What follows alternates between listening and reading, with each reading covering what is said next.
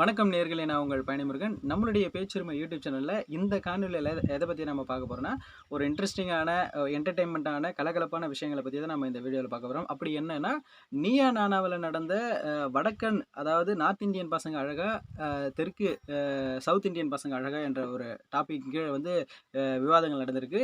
இந்த நிகழ்ச்சியில் கலந்துக்கிட்ட நேயர்கள் வந்து என்ன பேசியிருக்காங்க, அதுக்கு வந்து மக்கள் என்ன கருத்து தெரிவிச்சிருக்காங்கன்றதை இந்த முழுக்க இந்த காணொலியில் பார்க்க போகிறோம். அதுக்கு முன்னாடி நம்ம சேனலில் இப்போ தான் நீங்கள் முதல் முறையாக பார்க்குறீங்கன்னா சப்ஸ்கிரைப் பண்ணி பெல் ஐக்கனை கிளிக் பண்ணி வச்சுங்க. அப்போ தான் நம்ம சேனலில் போடக்கூடிய வீடியோஸ் எல்லாமே உங்களுக்கு நோட்டிஃபிகேஷன் வரும். இப்போ இந்த வீடியோ வந்து ஸ்கிப் பண்ணாமல் பாருங்கள். இப்போ வீடியோக்குள்ள போகலாம் வாங்க.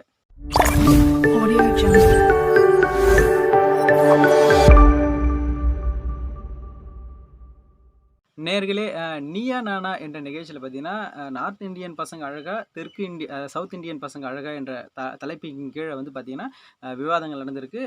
இந்த ப்ரோக்ராம் வந்து நான் சோஷியல் மீடியாவில் பார்க்கும்போது பார்த்தீங்கன்னா, ஒரு பொம்பளை பேசியிருக்காங்க. நார்த் இந்தியன் பொம்பளை ஒருத்தர் வந்து பேசியிருக்காங்க. சவுத் இந்தியன் பசங்களை அவங்களுடைய அழகை வந்து அவங்க பேசியிருக்காங்க. என்னென்னா, முதல்ல வந்து அவங்க 2 கருத்தை தெரிவிச்சிருக்காங்க. என்னென்னா, சவுத் இந்தியன் பசங்களுடைய குரல் வந்து கத்தி கத்தி பேசுவாங்களா எப்பயுமே. அதாவது அவங்க எக்ஸ்பிரஷன் பாருங்கள். நான் சவுத் இந்தியன் பசங்க வந்து அப்படியே கத்தி கத்தி பேசுவாங்க. இப்படி இப்படி இப்படி இப்படி இந்த எக்ஸ்பிரஷனில் காமிக்கிறாங்க. ரெண்டாவது என்ன தெரிவிச்சிருக்காங்கன்னா, சவுத் இந்தியன் பசங்களுக்கு வந்து தொப்பை இருக்கான். அவங்களோட எக்ஸ்பிரஷன் தொப்பை இப்படி வச்சிருக்காங்களாம். தொப்பை இந்தமாரி அவங்க 2 கருத்தை தெரிவிச்சிருக்காங்க. முதல்ல நான் சொல்கிறது உங்களுக்கு தெரியாது. இப்போ அதோடைய வீடியோ வந்து நீங்கள் பாருங்கள். அப்போ தான் உங்களுக்கு புரியும். இந்த வீடியோ பார்த்து முடிச்ச பிறகு அவங்களுடைய இதை பற்றி மக்கள் என்ன கருத்து தெரிவிச்சிருக்காங்கன்னு நான் கமெண்ட் செக்ஷனில் உங்களுக்கு வந்து தெரிவிக்கிறேன். இப்போ பாருங்கள் அந்த வீடியோவை.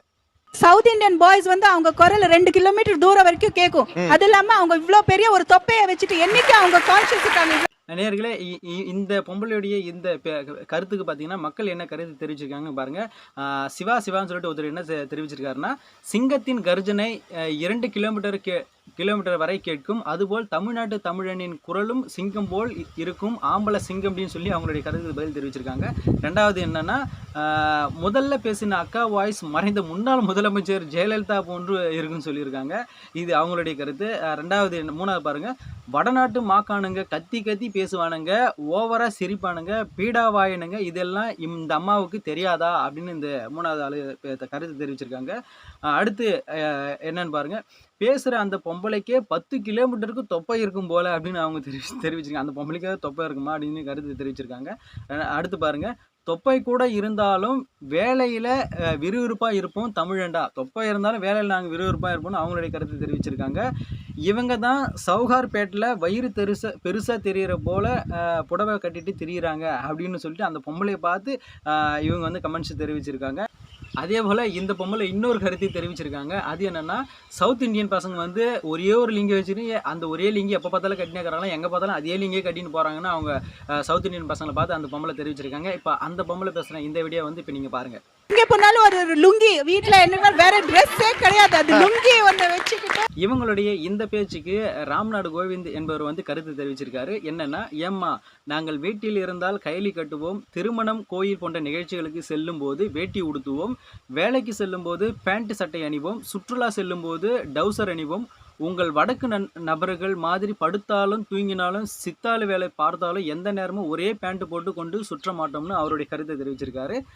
அடுத்து என்னன்னா, இன்னொருத்தர் சுபான்னு சொல்லிட்டு ஒருத்தர், எங்கள் பசங்க லுங்கி கட்டுறாங்கன்னா உங்கள் சைடில் இருக்கிறவங்க டவுசர் போடுறாங்க, அது என்ன அப்படின்னு அவங்களுடைய கருத்தை தெரிவிச்சிருக்காங்க. இந்த பொம்பளைக்கு இன்னும் சில கருத்துக்களும் வந்திருக்கு. அது என்னன்னா, அக்காவுக்கு சவுத் இந்தியன் மாப்பிள்ளை அமையலை போல அந்த பொறாமையில பேசுதுன்னு சொல்லி அந்த பொம்பளையை பேசியிருப்பாங்க. அடுத்து இன்னொருத்தர் பார்த்தீங்கன்னா, ராஜசேகர்னு ஒருத்தர், வெள்ளை பண்ணி மாதிரி இருந்துட்டு அந்த வடக்கி குந்தானிக்கு என்ன திமிரு பாருன்னு அவருடைய கருத்தை தெரிவிச்சிருப்பாரு.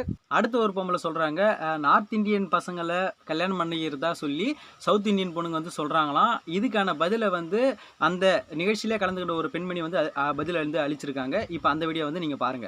நார்த் இந்தியன் பையனை கல்யாணம் பண்ணிக்கணும், சவுத் இந்தியன் பொண்ணு சொல்றா. நார்த் இந்தியன் பசங்க எத்தனையோ பசங்க எங்க பொண்ணுங்களை கல்யாணம் பண்ணி நான் கேள்விப்பட்டிருக்கேன். ஒரு சவுத் இந்தியன் பையன் கூட நார்த் இந்தியன் பொண்ணு கல்யாணம் பண்ணி நான் கேள்விப்பட்டதே இல்ல.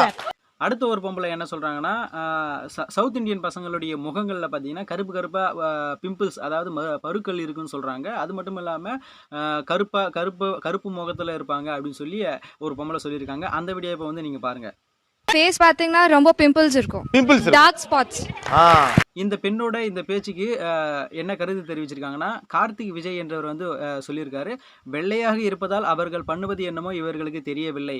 கருப்பாய் இருக்க பையன் சுத்தமாக இருப்பான், அவனுக்கு ஒரு பயம் இருந்து கொண்டே இருக்கும். நாம ஒரு நாள் குளிக்காம இருந்தா கூட அழகு கம்மியா இருக்குமோ, கலர் குறைந்து விட்டோமோ என்று உணர்வு, அதுவே அவர்களை சுத்தமாக வைத்துக் கொள்ள உதவும் சொல்லிட்டு அவருடைய கருத்து தெரிவிச்சிருக்காரு. அடுத்து வந்து தமிழ்நாட்டு பசங்க கருப்பா இருந்தாலும் கலையா இருப்பாங்க, பசங்க கருப்புனாலும் மனசு வெள்ளை, அது எங்க இவளுகளுக்கு புரிய போகுதுன்னு சொல்லிட்டு குட்டிமான் சொல்லிட்டு ஒரு தெரிவிச்சிருக்காங்க.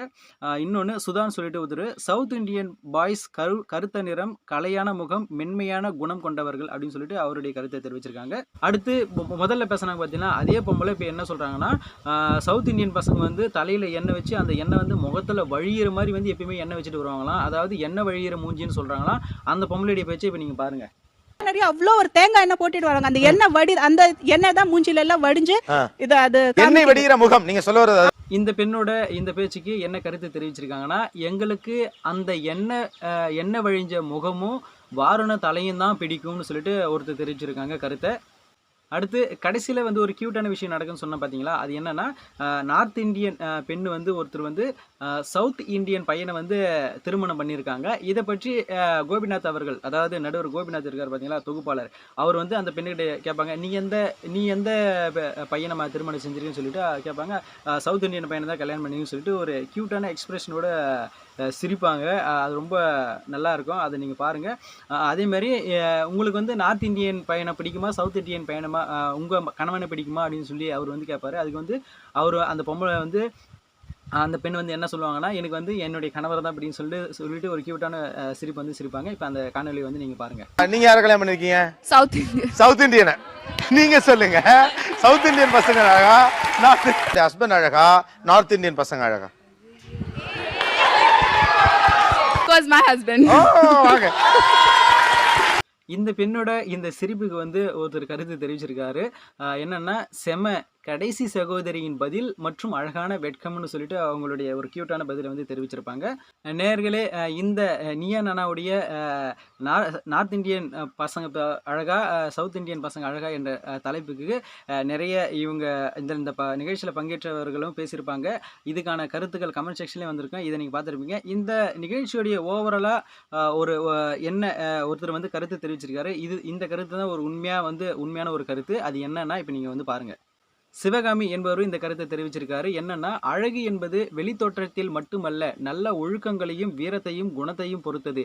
என்னை கேட்டால் நாம் அனைவரும் நாம் வாழும் இடம், உணவு முறைக்கு ஏற்றாற்போல் நம் வெளித்தோற்றம் உடல் அமைப்பு அமைகிறது. அதை நன்கு புரிந்து கொண்டு ஒவ்வொருவரின் தனித்தன்மையை பாராட்ட வேண்டும், ரசிக்க வேண்டும் அப்படின்னு சொல்லிட்டு இந்த நிகழ்ச்சி குறித்த ஒரு உண்மையான கருத்தை வந்து இவங்க வந்து தெரிவிச்சிருக்காங்க.